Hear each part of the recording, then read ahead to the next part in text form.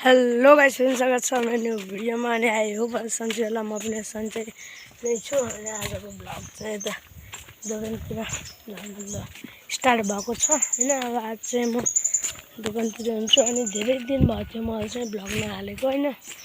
लगभग 1-2 महिना होला। अनि मोबाइलको डिस्प्ले चाहिँ गएको थियो कि, अनि त्यही भएर मैले चाहिँ ब्लग हालेको थिइनँ हैन। म चाहिँ मोबाइलबाट हाल्छु ब्लग चाहिँ, अनि त्यही भएर हालेको थिएन। अनि आज चाहिँ दाइले मोबाइल ल्याइदिनु भयो डिस्प्ले हालेर। अनि बल्ल भ्लग बनाएको। दसैँको पनि भ्लग बनाउनु पाइएन है यस्तो। अब अर्को दसैँमा के हुन्छ, अर्को दसैँमा डिस्प्ले नजाओस् हैन। त्यही भएर अब चाहिँ टक्क भएर लाएर चाहिँ दोकानतिर जाँदैछु। हजुरहरूले मेरो भ्लगलाई फुल सपोर्ट गर्नु होला।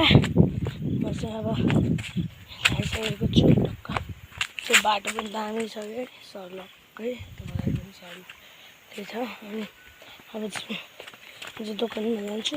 अनि दोकानबाट 10 बजी चाहिँ घर जान्छु। बन्द पऱ्यो दोकानतिर होइन। अनि चट्ट भएर ल्याएर अब चाहिँ धेरै दिन भयो कि भ्लग नहालेको के भयो। अनि डिस्प्ले भयो। अनि भ्लग नहालिनँ, अहिले चाहिँ हालिरहेको छु होइन।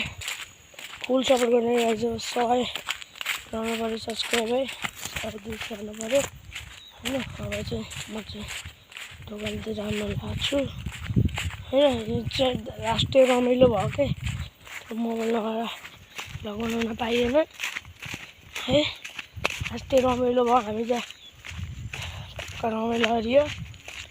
अनि ठुला तास खेल्थ्यो, मस्तै हेरियो। अनि अहिले चाहिँ दोकान गएको छु है। टक्क लगाएर दोकान सोकान सबै हेरियो। अब चाहिँ त्यतिर बस्नु पर्यो हुन्छ। दोकान छ, सबै सामान छ दोकानमा चाहिँ।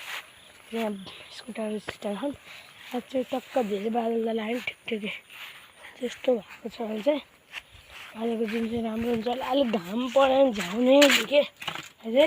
घाम पऱ्यो भने त कोही झ्याउलामा चाहिँ घामले यस्तै डढिने के छ्या है। त्यही भएर झ्याउलामा चाहिँ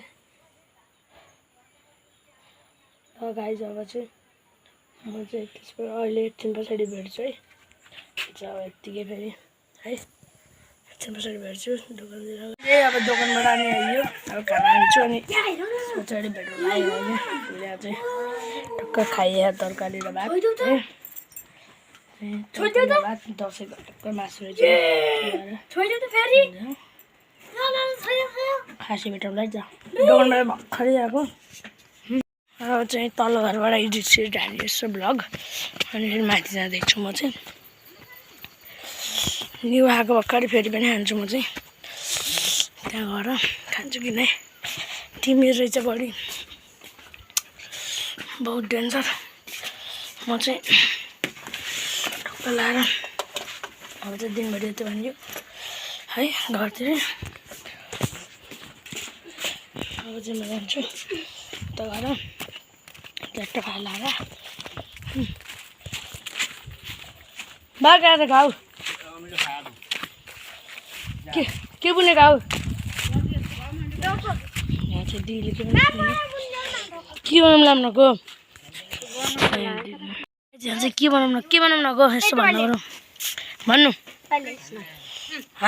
कृष्ण बनाउनु गयो। अब चाहिँ म निवा खान छु।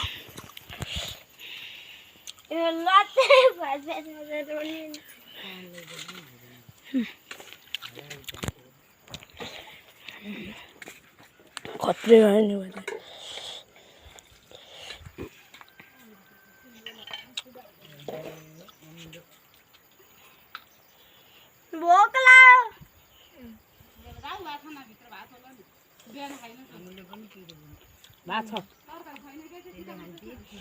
बाबा दामी आयो।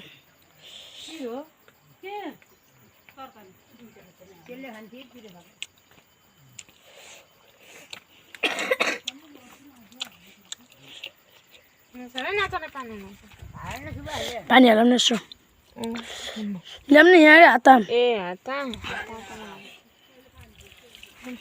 के हो आमा।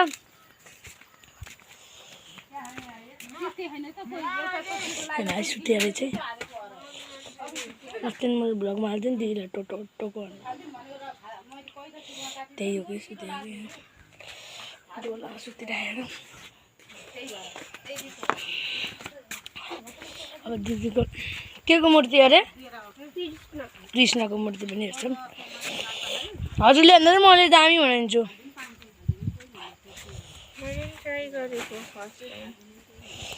हो दिदीको मूर्ति देखेर मलाई नि बनाउन मन लाग्यो अनि त्यही भएर मैले चाहिँ यहाँ बनाउनु लाग्छु चाहिँ दिदीले बनाउँदै चिया ल्याँदै त्यहाँ मेरो पनि चिया छ टक्क लाएर ढुङ्गा चाहिँ म मूर्ति बनाउँछु अनि यहाँ चाहिँ बनाएको भिडियो चाहिँ हजुरलाई देखाइहाल्छु है अब है यसै पछाडि म जसरी देखाउँछु लाएर मैले चाहिँ बनाइसकेको छु है त गाइज मूर्ति है यिनीहरूले चाहिँ बनाएन नि यो दिदी भन्ने मात्रै हो चिया पोकेर फेरि यी सबै भन्ने मात्रै हुनु मारिएको भयो मेरो हकै देखाउने किन देखाउने भन्ने भयो प्र्याक्टिस गर्न लाग्यो नि त पछाडि गयो चाहिँ म चाहिँ अगाडिको देखाउँछु मलाई चाहिँ यस्तो भएको छ 10 मा कति नम्बर दिनुहुन्छ कमेन्टमा ट्याक ट्याक ट्याक ट्याक पारिहाल्नु पर्यो है दिन सक्नुहुन्छ मेरो चाहिँ यस्तो मूर्ति यस्तो चाहिँ दामी भएको यो मूर्ति दिन सक्नुहुन्छ कति दामी भयो यो चाहिँ यहाँ बच्चा लिएको कहाँ चाहिँ मान्छे यो चाहिँ पछाडिको कुर्सी चाहिँ कपाल काइदै गाई चाहिँ लगाइ चाहिँ अब चाहिँ चट्टोबारलाई सबै कुरा सकिसक्यो मूर्ति पनि हेर्नुभयो होला कमेन्ट पनि ट्याक ट्याक गर्नु होला होइन अब यति भन्दै बिदा हुन्छु अब नेक्स्ट भिडियोमा भेटौँ ल अहिलेको लागि यति भन्दै बिदा हुन्छु hello guys subscribe hello guys